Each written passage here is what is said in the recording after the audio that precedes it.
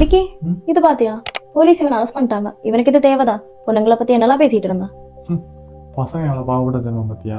ஓ, இப்ப என்ன இவனுக்கு சப்போர்ட் பண்ணி பேச போறியா? சி, அவன் பண்ணது என்னமோ கேடித்தனம் தான். அவன் பண்ணது எல்லாமே தப்பு தான். அதை நான் இங்கே ஜஸ்டிஃபை பண்ண விரும்பல. ஆனால் இதே மாதிரி பொண்ணுங்க இங்கே வீடியோ போடலன்னு சொல்ல பார்ப்போம். பொண்ணுங்க இதை விட மோசமாகவும் வீடியோ போட்டுக்கிட்டு தான் இருக்காங்க.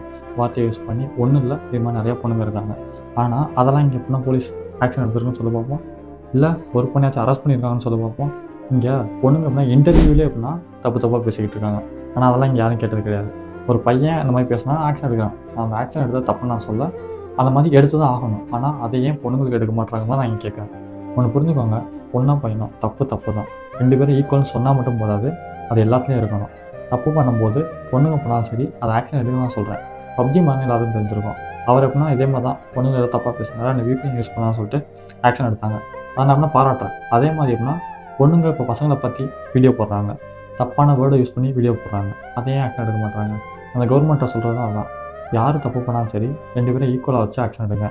இந்த வீடியோ எதுக்குன்னு பார்த்தீங்கன்னா, அவன் பண்ணதை அப்படின்னா ஜஸ்டிஃபை பண்ண விரும்பல.